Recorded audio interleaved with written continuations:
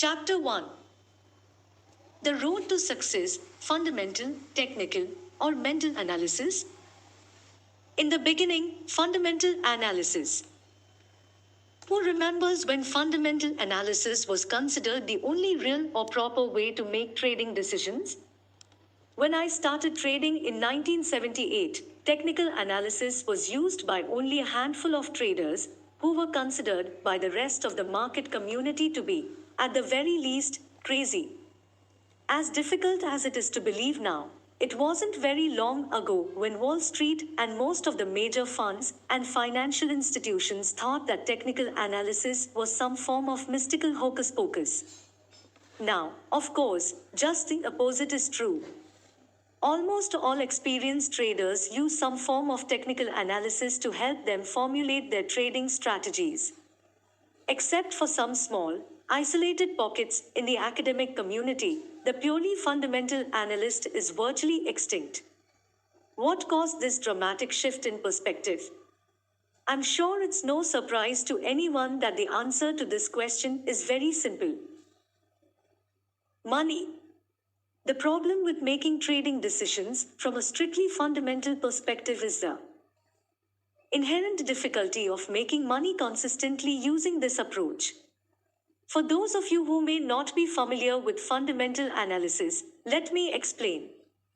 Fundamental analysis attempts to take into consideration all the variables that could affect the relative balance or imbalance between the supply of and the possible demand for any particular stock, commodity, or financial instrument.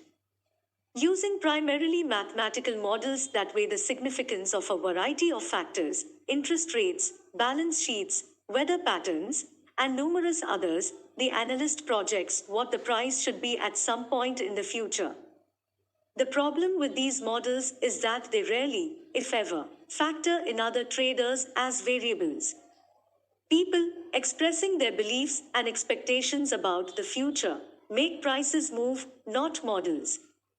The fact that a model makes a logical and reasonable projection based on all the relevant variables is not of much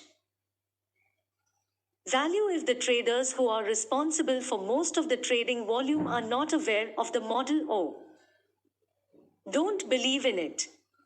As a matter of fact, many traders, especially those on the floors of the futures exchanges, who have the ability to move prices very dramatically in one direction or the other, usually don't have the slightest concept of the fundamental supply and demand factors that are supposed to affect prices. Furthermore, at any given moment, much of their trading activity is prompted by a response to emotional factors that are completely outside the parameters of the fundamental model. In other words, the people who trade and consequently move prices don't always act in a rational manner. Ultimately, the fundamental analyst could find that a prediction about where prices should be at some point in the future is correct. But in the meantime, price movement could be so volatile that it would be very difficult, if not impossible, to stay in a trade in order to realize the objective. The shift to technical analysis. Technical analysis has been around for as long as there have been organized markets in the form of exchanges. But the trading community didn't accept technical analysis as a viable tool for making money until the late 1970s or early 1980s. Here is what the technical analyst knew that it took the mainstream market community generations to catch on to. A finite number of traders participate in the markets on any given day, week, or month. Many of these traders do the same lands of things over and over in their attempt to make money. In other words, individuals develop behavior patterns, and a group of individuals, interacting with one another on a consistent basis, form collective behavior patterns. These behavior patterns are observable and quantifiable, and they repeat themselves with statistical reliability. Technical analysis is a method that organizes this collective behavior into identifiable patterns that can give a clear indication of when there is a greater probability of one thing happening over another. In a sense, technical analysis allows you to get into the mind of the market to anticipate what's likely to happen next, based on the kind of patterns the market generated at some previous moment. As a method for projecting future price movement, technical analysis has turned out to be far superior to a purely fundamental approach. It keeps the trader focused on what the market is doing now in relation to what it has done in the past, instead of focusing on what the market should be doing based solely on what is logical and reasonable as determined by a mathematical model. On the other hand, fundamental analysis creates what I call a reality gap between what should be and what is. The reality gap makes it extremely difficult to make anything but very long term predictions that can be difficult to exploit, even if they are correct. In contrast, technical analysis not only closes this reality gap, but also makes available to the trader a virtually unlimited number of possibilities to take advantage of. The technical approach opens up many more possibilities because it identifies how the same repeatable behavior patterns occur in every time frame, moment to moment, daily, weekly, yearly, and every time span in between. In other words, technical analysis turns the market into an endless stream of opportunities to enrich oneself. The shift to mental analysis. If technical analysis works so well, why would more and more of the trading community shift their focus from technical analysis of the market to mental analysis of themselves, meaning their own individual trading psychology? To answer this question, you probably don't have to do anything more than ask yourself why you bought this book. The most likely reason is that you're dissatisfied with the difference between what you perceive as the unlimited potential to make money and what you end up with on the bottom line. That's the problem with technical analysis, if you want to call it a problem. Once you learn to identify patterns and read the market, you find there are limitless opportunities to make money. But, as I'm sure you already know, there can also be a huge gap between what you understand about the markets and your ability to transform that knowledge into consistent profits or a steadily rising equity curve. Think about the number of times you have looked at a price chart and said to yourself, it looks like the market is going up or down, as the case may be, and what you thought was going to happen actually happened. But you did nothing except watch the market move while you anguished over all the money you could have made. There's a big difference between predicting that something will happen in the market and thinking about all the money you could have made and the reality of actually getting into and out of trades. I call this difference, and others like it, a psychological gap that can make trading one of the most difficult endeavors you could choose to undertake, and certainly one of the most mysterious to master. The big question is, can trading be mastered? Is it possible to experience trading with the same ease and simplicity implied when you are only watching the market and thinking about success, as opposed to actually having to put on and take off trades? Not only is the answer an unequivocal yes, but that's also exactly what this book is designed to give you, the insight and understanding you need about yourself and about the nature of trading. So the result is that actually doing it becomes as easy, simple, and stress-free as when you are just watching the market and thinking about doing it. This may seem like a tall order, and to some of you it may even seem impossible. But it's not.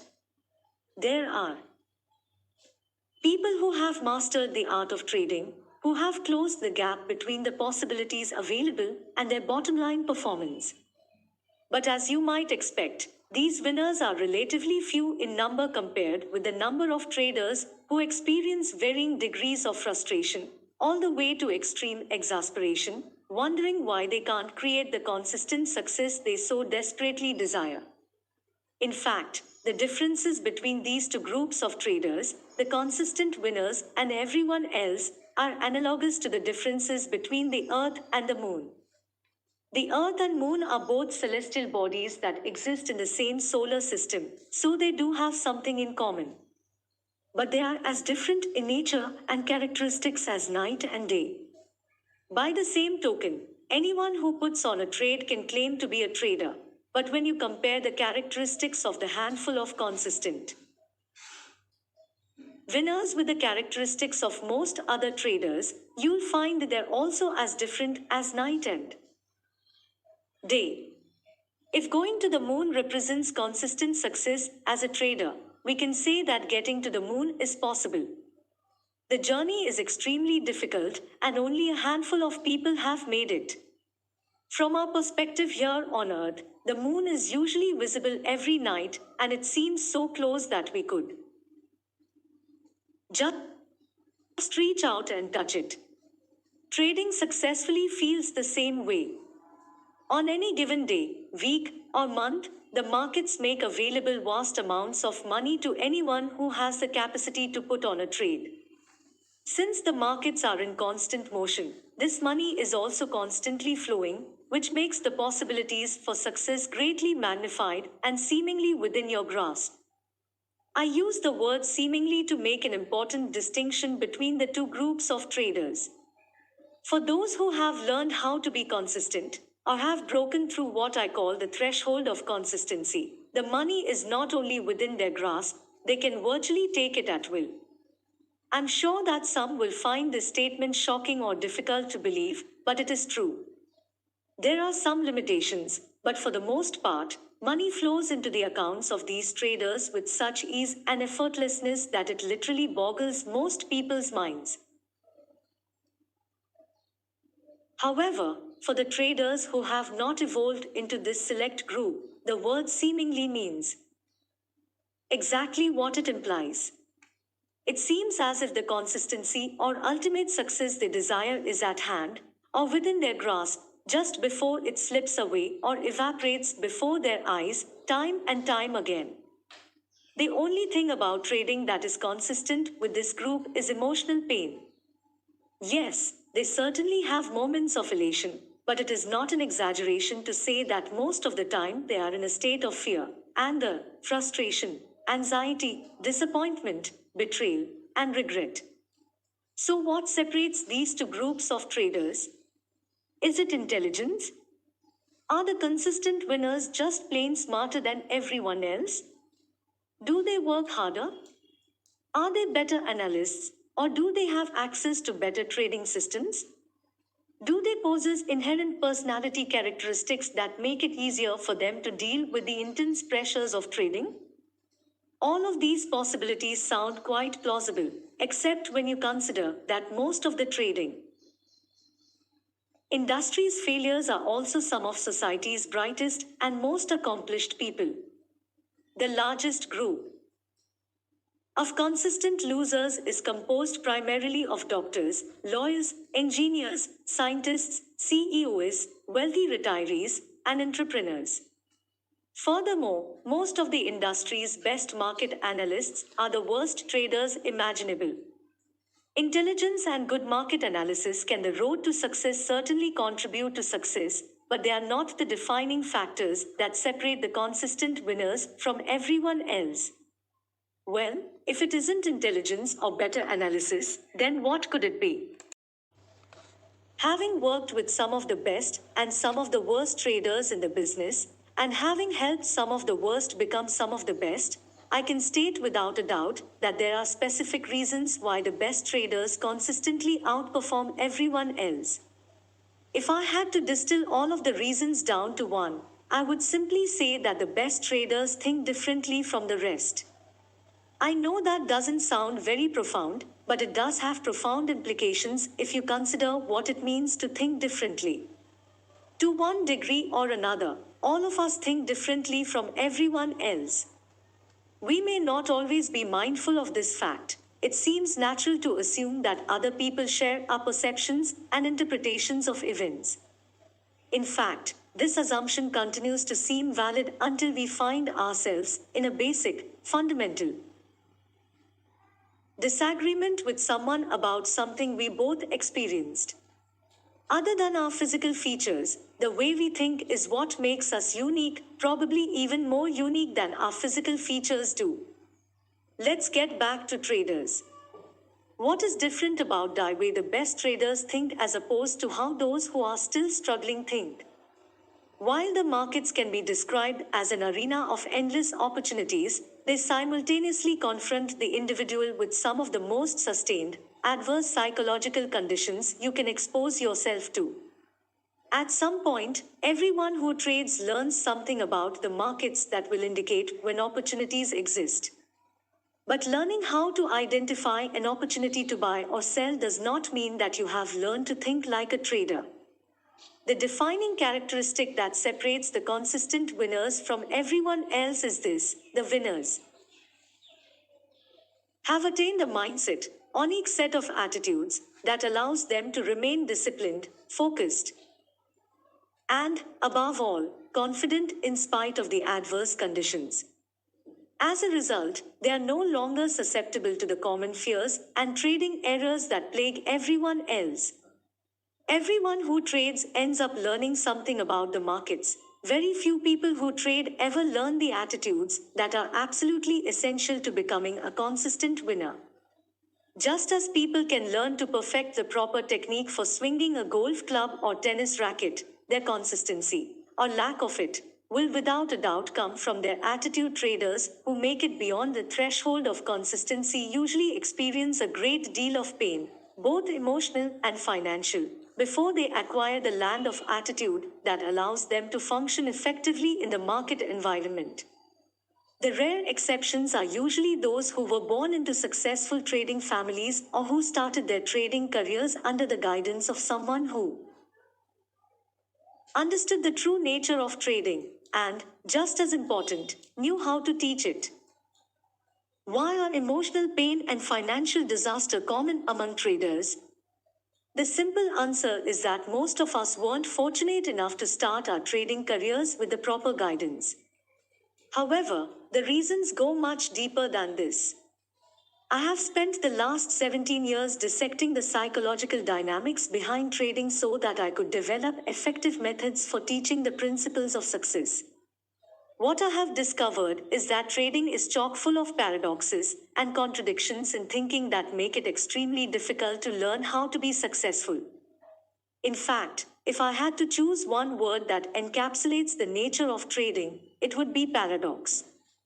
According to the dictionary, a paradox is something that seems to have contradictory qualities or that is contrary to common belief or what generally makes sense to people. Financial and emotional disaster are common among traders because many of the perspectives, attitudes, and principles that would otherwise make perfect sense and work quite well in our daily lives have the opposite effect in the trading environment. They just don't work. Not knowing this, most traders start their careers with a fundamental lack of understanding of what it means to be a trader, the skills that are involved, and the depth to which those skills need to be developed. Here is a prime example of what I am talking about. Trading is inherently risky. To my knowledge, no trade has a guaranteed outcome. Therefore, the possibility of being wrong and losing money is always present. So when you put on a trade, can you consider yourself a risk taker? Even though this may sound like a trick question, it is not. The logical answer to the question is unequivocally yes.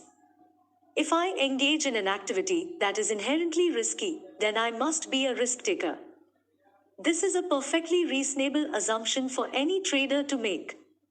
In fact, not only do virtually all traders make this assumption, but most traders take pride in thinking of themselves as risk takers. The problem is that this assumption couldn't be further from the truth. Of course, any trader is taking a risk when you put on a trade, but that doesn't mean that you are correspondingly accepting that risk. In other words, all trades are risky because the outcomes are probable, not guaranteed. But do most traders really believe they are taking a risk when they put on a trade? Have they really accepted that the trade has a non-guaranteed, probable outcome? Furthermore, have they fully accepted the possible consequences? The answer is unequivocally no. Most traders have absolutely no concept of what it means to be a risk taker in the way a successful trader thinks about risk. The best traders not only take the risk, they have also learned to accept and embrace that risk. There is a huge psychological gap between assuming you are a risk taker because you put on trades and fully accepting the risks inherent in each trade. When you fully accept the risks, it will have profound implications on your bottom line performance. The best traders can put on a trade without the slightest bit of hesitation or conflict, and just as freely and without hesitation or conflict, admit it isn't working. They can get out of the trade, even with a loss, and doing so doesn't resonate the slightest bit of emotional discomfort. In other words, the risks inherent in trading do not cause the best traders to lose their discipline, focus, or sense of confidence. If you are unable to trade without the slightest bit of emotional discomfort, specifically fear, then you have not learned how to accept the risks inherent in trading. This is a big problem because, to whatever degree you haven't accepted the risk, is the same degree to which you will avoid the risk. Trying to avoid something that is unavoidable will have disastrous effects on your ability to trade successfully. Learning to truly accept the risks in any endeavor can be difficult, but it is extremely difficult for traders, especially considering what's at stake. What are we generally most afraid of, besides dying or public speaking? Certainly, losing money and being wrong both rank close to the top of the list. Admitting we are wrong and losing money to boot can be extremely painful, and certainly something to avoid. Yet, as traders, we are confronted with these two possibilities virtually every moment we are in a trade. Now, you might be saying to yourself, apart from the fact that it hurts so much, it's natural to not want to be wrong and lose something, therefore, it's appropriate for me to do whatever I can to avoid it. I agree with you. But it is also this natural tendency that makes trading, which looks like it should be easy, extremely difficult. Trading presents us with a fundamental paradox. How do we remain disciplined, focused, and confident in the face of constant uncertainty? When you have learned how to think like a trader, that's exactly what you'll be able to do.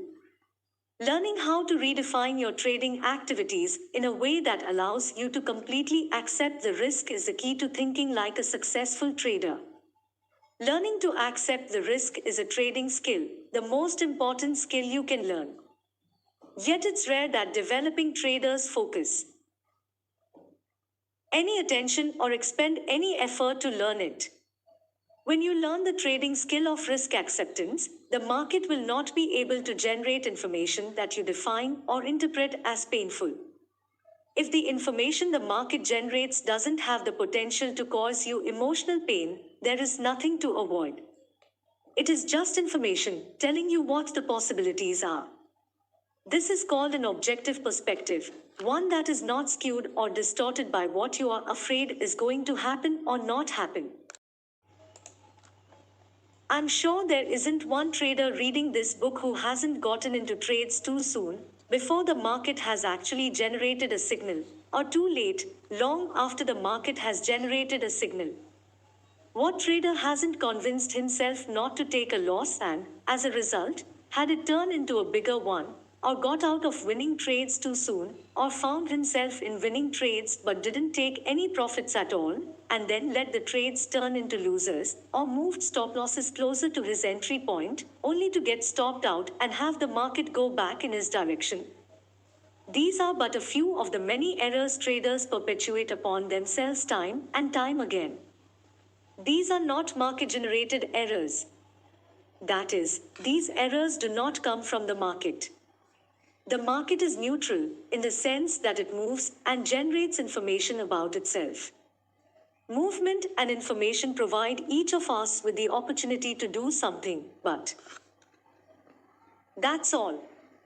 The markets don't have any power over the unique way in which each of us perceives and interprets this information, or control of the decisions and actions we take as a result.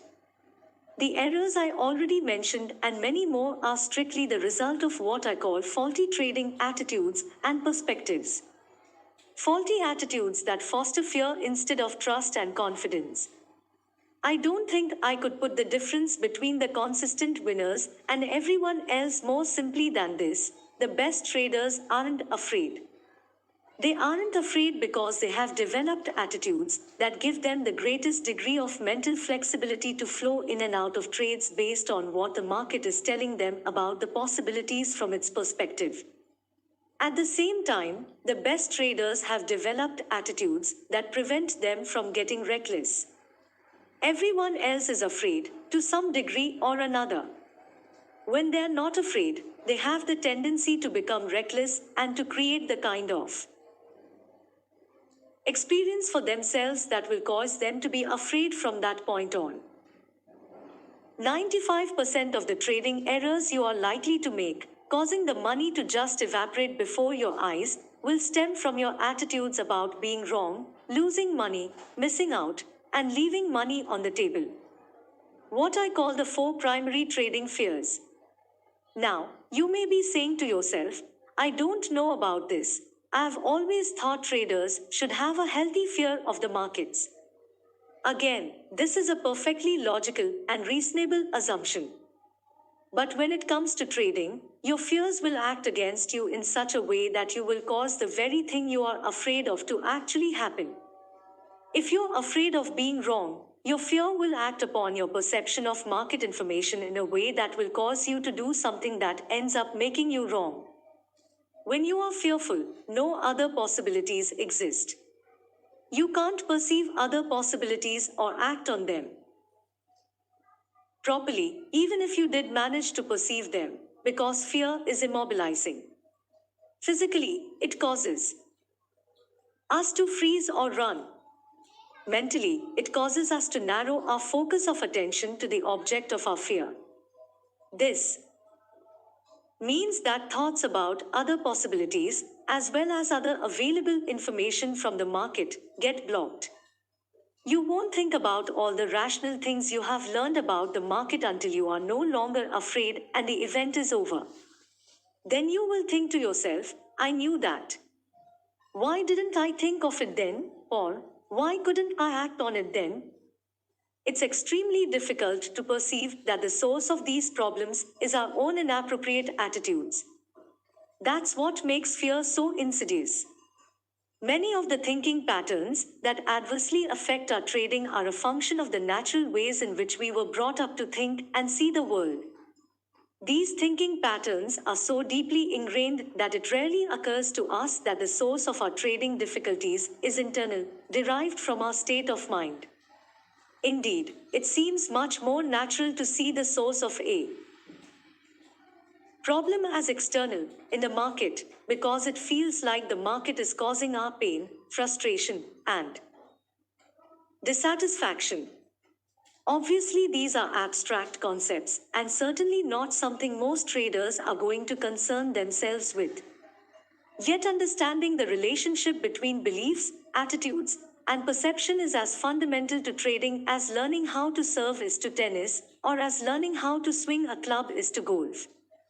Put another way, understanding and controlling your perception of market information is important only to the extent that you want to achieve consistent results.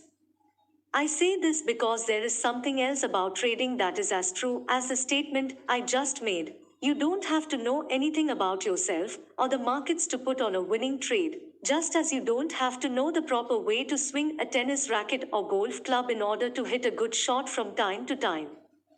The first time I played golf, I hit several good shots throughout the game even though I hadn't learned any particular technique, but my score was still over 120 for 18 holes. Obviously, to improve my overall score, I needed to learn technique. Of course, the same is true for trading. We need technique to achieve consistency. But what technique? This is truly one of the most perplexing aspects of learning how to trade effectively. If we aren't aware of, or don't understand, how our beliefs and attitudes affect our perception of market information, it will seem as if it is the market's behavior that is causing the lack of consistency. As a result, it would stand to reason that the best way to avoid losses and become consistent would be to learn more about the markets. This bit of logic is a trap that almost all traders fall into at some point, and it seems to make perfect sense. But this approach doesn't work. The market simply offers too many, often conflicting, variables to consider.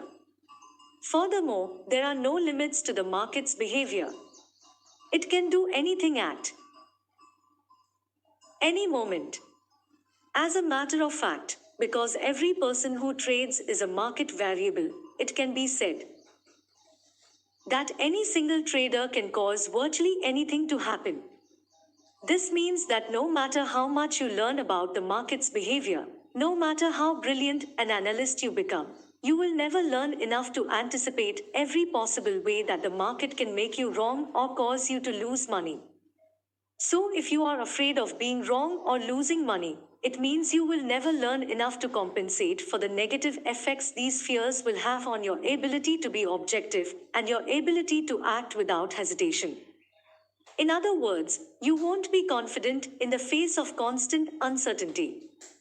The hard, cold reality of trading is that every trade has an uncertain outcome.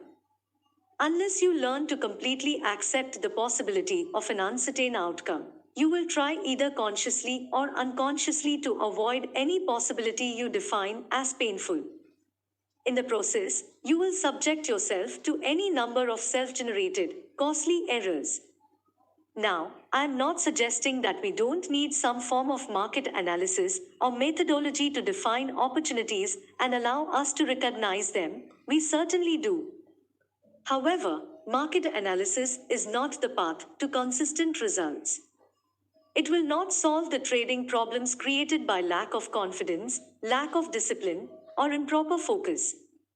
When you operate from the assumption that more or better analysis will create consistency, you will be driven to gather as many market variables as possible into your arsenal of trading tools. But what happens then? You are still disappointed and betrayed by the markets, time and again, because of something you didn't see or give enough consideration to. It will feel like you can't trust the markets, but the reality is, you can't trust yourself. Confidence and fear are contradictory states of mind that both stem from our beliefs and attitudes. To be confident, functioning in an environment where you can easily lose more than you intend to risk requires absolute trust in yourself. However, you won't be able to achieve that trust until you have trained your mind to override your natural inclination to think in ways that are counterproductive to being a consistently successful trader. Learning how to analyze the market's behavior is simply not the appropriate training. You have two choices. You can try to eliminate risk by learning about as many market variables as possible. I call this the black hole NF analf. I, bonif asterisk it is FHP nuf NF ultimate frustration. Or you can learn how to redefine your trading activities in such a way that you truly accept the risk and you're no longer afraid. When you have achieved a state of mind where you truly accept the risk, you won't have the potential to define and interpret market information in painful ways. When you eliminate the potential to define market information in painful ways, you also eliminate the tendency to rationalize, hesitate, jump the gun, hope that the market will give you money, or hope that the market will save you from your inability to cut your losses. As long as you are susceptible to the lands of errors that are the result of rationalizing, justifying, hesitating, hoping, and jumping the gun, you will not be able to trust yourself. If you can't trust yourself to be objective and to always act in your own best interests, achieving consistent results will be next to impossible. Trying to do something that looks so simple may well be the most exasperating thing you will ever attempt to do. The irony is that, when you have the appropriate attitude, When you have acquired a trader's mindset and can remain confident in the face of constant uncertainty, trading will be as easy and simple as you probably thought it was when you first started out. So, what is the solution? You will need to learn how to adjust your attitudes and beliefs about trading in such a way that you can trade without the slightest bit of fear, but at the same time keep a framework in place that does not allow you to become reckless. That's exactly what this book is designed to teach you. As you move ahead, I would like you to keep something in mind. The successful trader that you want to become is a future projection of yourself that you have to grow into. Growth implies expansion, learning, and creating a new way of expressing yourself. This is true even if you're already a successful trader and are reading this book to become more successful. Many of the new ways in which you will learn to express yourself will be in direct conflict with ideas and beliefs you presently hold about the nature of trading. You may or may not already be aware of some of these beliefs. In any case, what you currently hold to be true about the nature of trading will argue to keep things just the way they are, in spite of your frustrations and unsatisfying results. These internal arguments are natural. My challenge in this book is to help you resolve these arguments as efficiently as possible. Your willingness to consider that other possibilities exist, possibilities that you may not be aware of or may not have given enough consideration to, will obviously make the learning process faster and easier.